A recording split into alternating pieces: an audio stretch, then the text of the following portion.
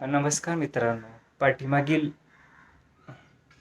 तासाला पण सहकारी तत्वांचा विकास व उगम याच्यामध्ये ही तत्व बघितलेली आहेत. रॉडेल्स तत्व, डेलिस डिस्टीय तत्व आणि तिसरं रफायझन पद्धत किंवा रफायझन तत्व.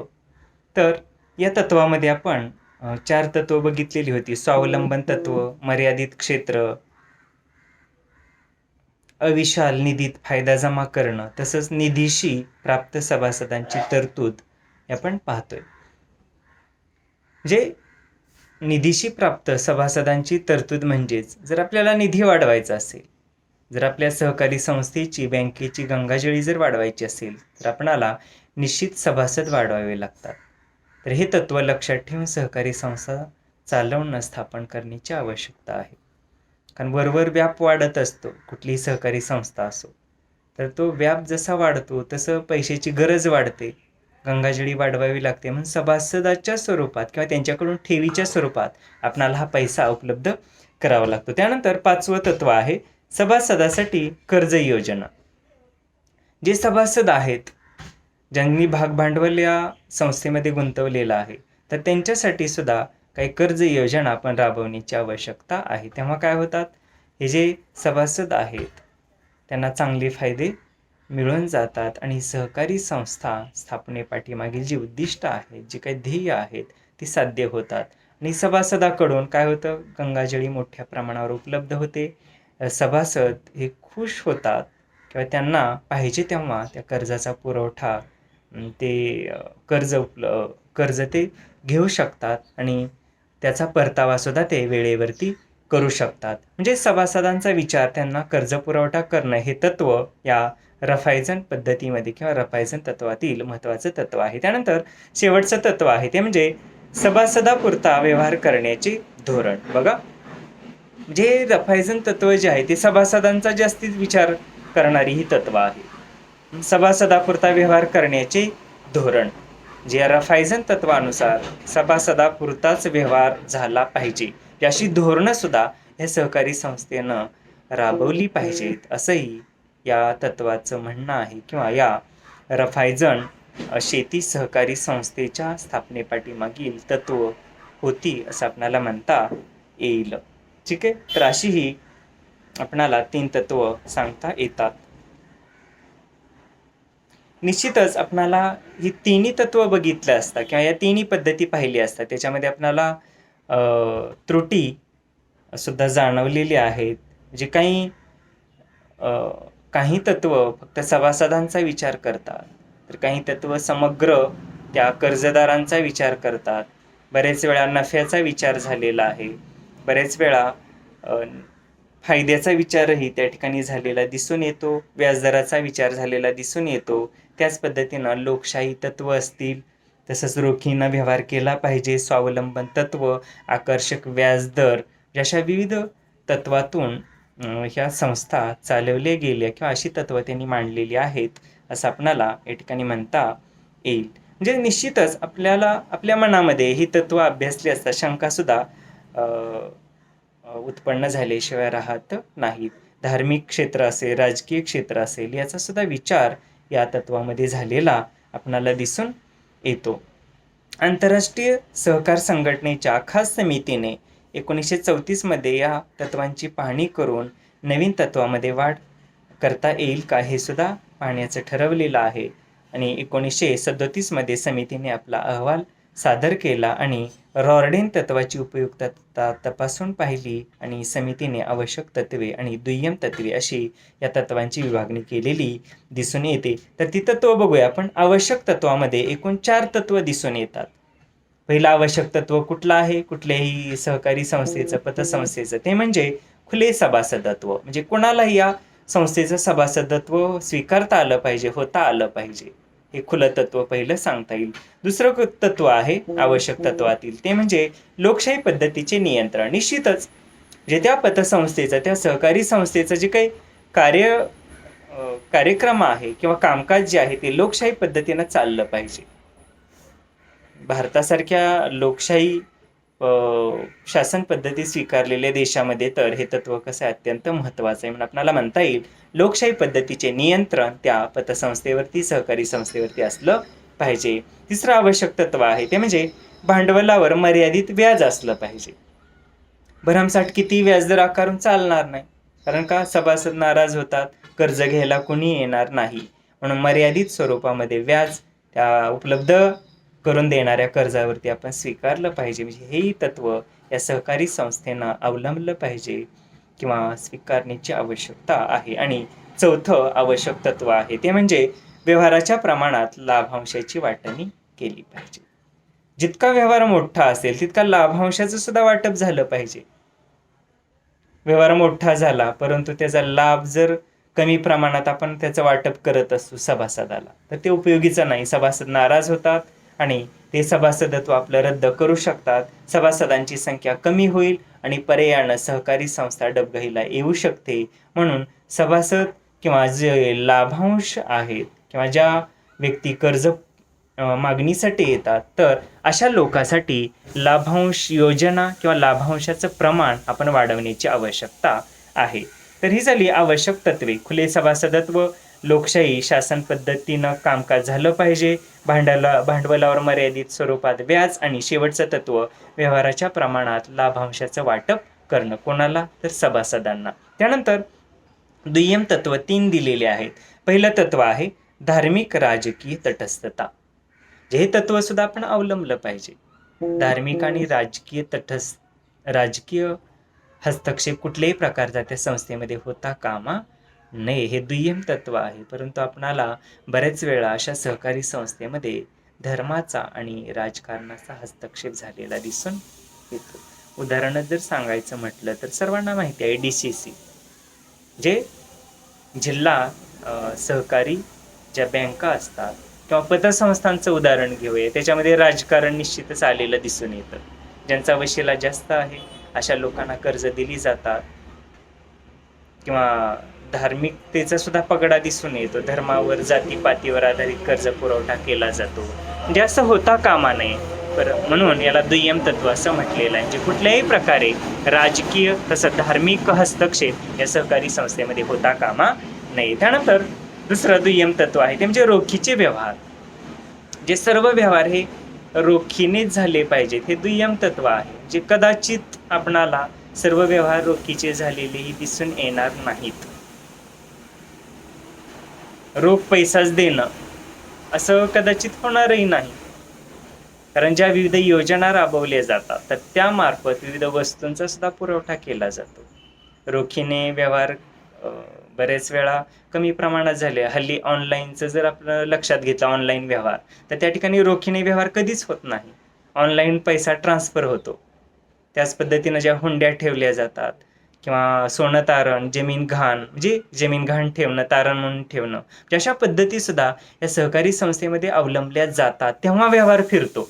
म्हणून आपल्याला हे तत्व दुय्यम तत्व म्हणता येईल. कुठलं? तर रोखीने व्यवहार झाले पाहिजेत, हे दुय्यम तत्व आहे. त्यानंतर शिक्षणाचा प्रसार, हे सुद्धा दुय्यम तत्व आहे. तर शिक्षणाचा प्रसार करणं हे या सहकारी संस्थेच्या अखत्यारीत येईल असंच नाही. म्हणून हे दुय्यम तत्व आपणाला म्हणता येईल. निश्चितच सहकारी चळवळीमध्ये खुलेपणा, सामाजिक जबाबदारी, इतराबद्दल आस्था अशा विशेष बाबी लक्षात घेण्याची आवश्यकता आहे. तसंच याच्यातून होणारा जो कारभार आहे तो पारदर्शक झाला पाहिजे. तसंच खुलेआम, तसंच सामाजिक जबाबदारी लक्षात घेऊन हे आर्थिक व्यवहार किंवा या संस्थेमार्फत, सहकारी संस्थेमार्फत, पतसंस्थेमार्फत होणारे व्यवहार हे चोख पद्धतीने होण्याची आवश्यकता आहे. बरेच वेळा काळा बाजार झालेला सुद्धा आपणाला दिसून येतो, तर तोही काळा बाजार कमी झाला पाहिजे. काळ्या व्यवहाराला चाप घालण्याची किंवा आळा बसण्याची आवश्यकता आहे. निश्चितच समाजाचा विकास करणं या उद्देशानं या संस्था स्थापन झालेल्या असतात. म्हणून हा उद्देश लक्षात ठेवून कामकाज करण्याची आवश्यकता आहे. 1995 मध्ये या सहकारी चळवळीची जी काही तत्व आहेत ती निश्चित करण्यात आलेली आहेत. बघूया, सहकारी चळवळीची तत्वे 1995 साली निश्चित करण्यात आली. पहिलं तत्व आहे स्वइच्छेवर आधारलेले खुले सभासदत्व. स्वइच्छा आहे. आपण बळच कोणालाही या संस्थेचं सभासदत्व देऊ शकत नाही किंवा दबाव आणू शकत नाही. ते लोकांची मर्जी. स्वतःहून त्यानं तो फॉर्म भरला पाहिजे. स्वतःहून ठेव ठेवली पाहिजे. स्वतःहून सभासद झालं पाहिजे. स्वतःहून त्याला ती ध्येय धोरणं लक्षात आली पाहिजेत, आवडली पाहिजेत, तत्व आवडली पाहिजेत. जे कोणावरही आपण सभासद होण्यासाठी दबाव आणू शकत नाही. म्हणून हे पहिलं तत्व आपल्याला म्हणता येईल. ते म्हणजे स्वेच्छेने, म्हणजे स्वतःच्या इच्छेने असलेले खुले सभासदत्व आपण त्या संस्थेसाठी अवलंबलं पाहिजे. त्यानंतर दुसरं तत्व आहे ते म्हणजे लोकशाही पद्धतीने संस्थेचा कारभार होण्याची आवश्यकता. हे सुद्धा आपण पाठीमागं बघितलेलं आहे. त्या संस्थेचा कारभार हा लोकशाही पद्धतीनं झाला पाहिजे. जे लोकशाही पद्धतीनं सर्व कामकाज, कार्यकारिणी, होणारे निर्णय होण्याची आवश्यकता आहे. पुढचं तत्व आहे ते म्हणजे सभासदांचे सहभागित्व. जे त्या संस्थेमध्ये, त्या पतसंस्थेमध्ये, त्या सहकारी संस्थेमध्ये सभासदांचं सहभागित्व असलं पाहिजे. जे स्वेच्छेने त्यांनी त्या कार्यकारिणीमध्ये सहभाग घेतला पाहिजे. स्वेच्छेने त्यांनी बैठकीला उपस्थित राहिलं पाहिजे. स्वेच्छेने त्यांनी ध्येय धोरणं, कार्यकारिणी निश्चित करण्याची आवश्यकता आहे. विविध योजना त्यांनी स्वेच्छेने आखण्याची आवश्यकता आहे. म्हणजे स्वेच्छा तत्व, म्हणजे त्याची आवड, स्वतःहून मनापासून त्यांना कामकाज करण्याची आवश्यकता आहे. हे तत्व आपण अवलंबलं पाहिजे. त्यानंतर चौथं तत्व आहे ते म्हणजे स्वायत्ता आणि स्वातंत्र्य. स्वायत्ता म्हणजे काय? कुठल्याही सभासदाला स्वायत्ता त्या ठिकाणी असली पाहिजे. मी सभासद आहे व मला वाटतं अशा पद्धतीनं. जे प्रत्येक सभासदाच्या मनाचा, ध्येयधोरणाचा, त्याच्या त्या आराखड्याचा म्हणूया, त्याच्या नियोजनाचा विचार त्या ठिकाणी एकत्रितपणे करण्याची आवश्यकता आहे.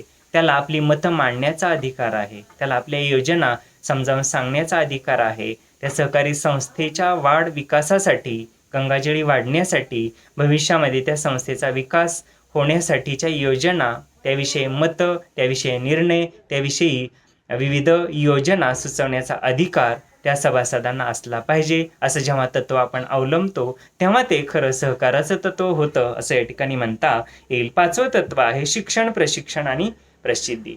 निश्चितच त्या संस्थेमार्फत विविध पद्धतीचं शिक्षण देण्याची आवश्यकता आहे. तसंच कर्मचाऱ्यांना, सभासदांना प्रशिक्षणाची सुद्धा सोय होण्याची आवश्यकता आहे आणि प्रसिद्धी सुद्धा त्या ठिकाणी त्या संस्थेला मिळाली पाहिजे. म्हणजे अशा तत्वाला अनुसरून आपण जर एखादी पतसंस्था सुरू केली, सहकारी संस्था सुरू केली तर निश्चितच ती लोकशाही पद्धतीची आहे असं म्हणता येईल. त्यानंतर सहावं तत्व आहे सहकारी संस्थात सहकार्य.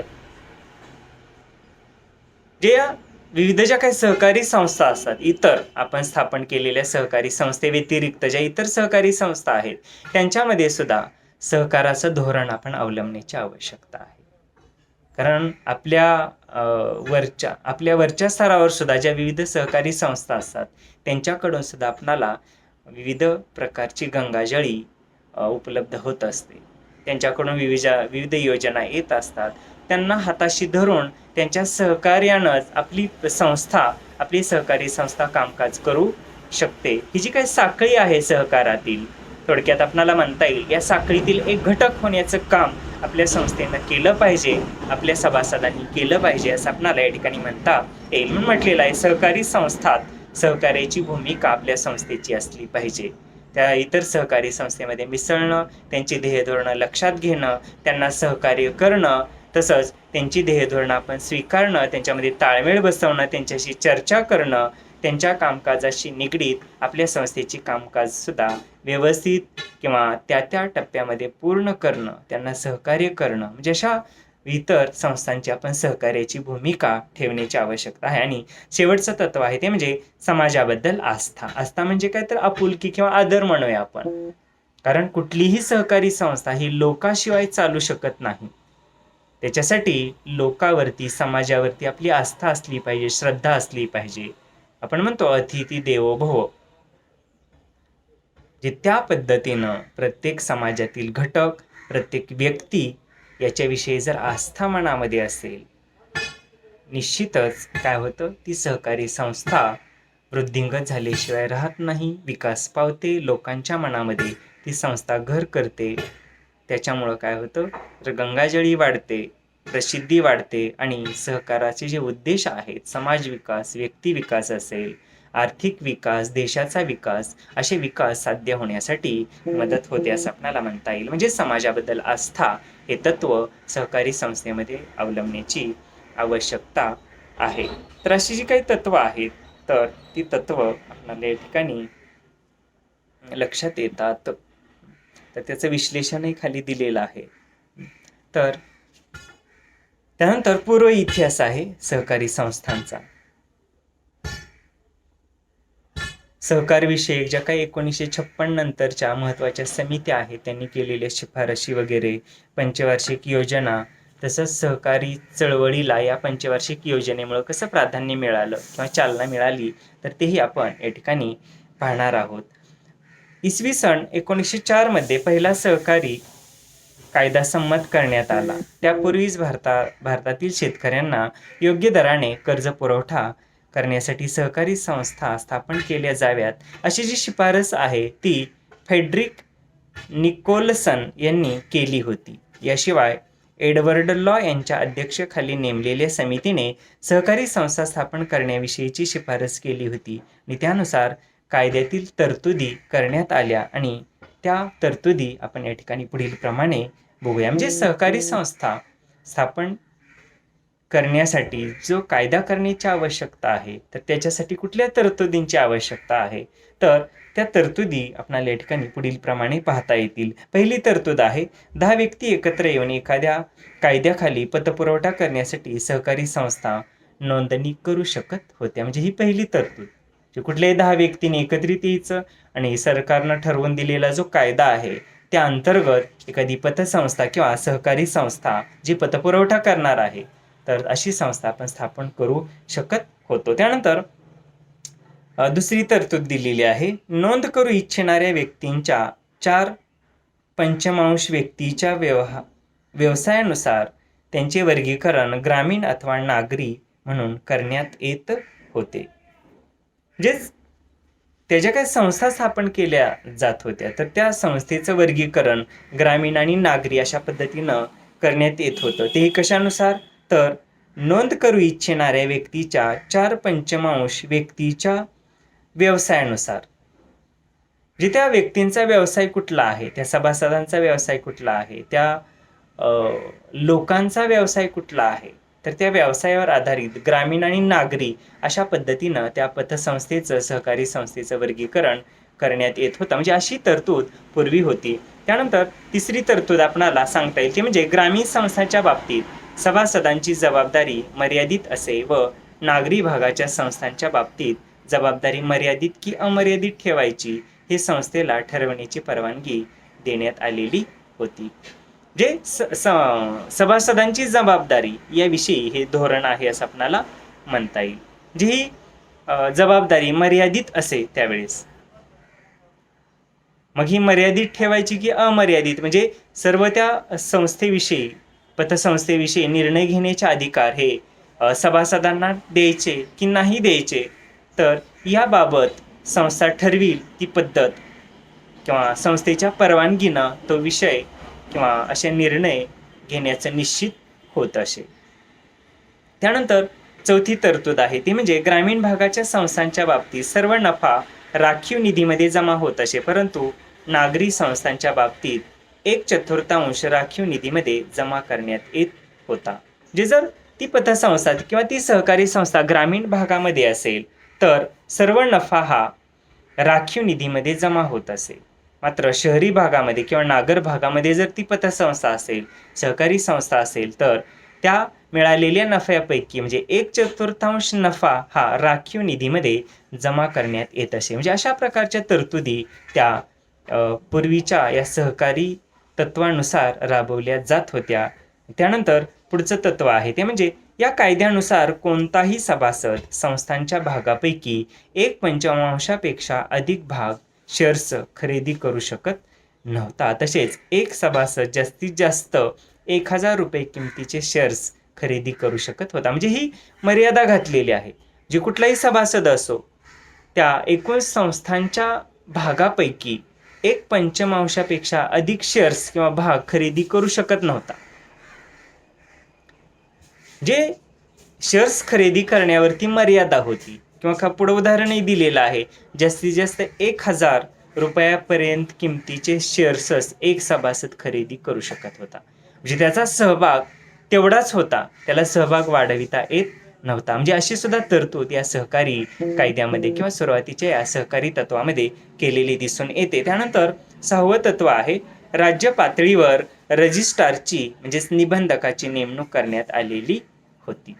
जे राज्य पातळीवर या सहकारी संस्थांचं कामकाज पाहण्यासाठी किंवा त्यांच्यावरती नियंत्रण ठेवण्यासाठी निबंधकाची म्हणजेच रजिस्ट्रारची नेमणूक करण्यात आलेली होती. त्याचं नियंत्रण या सहकारी संस्थावरती होतं असं आपणाला म्हणता येईल. आणि 7वं तत्व आहे ते म्हणजे प्रत्येक संस्थेची हिशोब तपासणी केली जात असे, त्याला ऑडिट म्हणतो आपण. सध्या सुद्धा कुठल्याही सहकारी संस्थेचं ऑडिट होतं वर्षाला.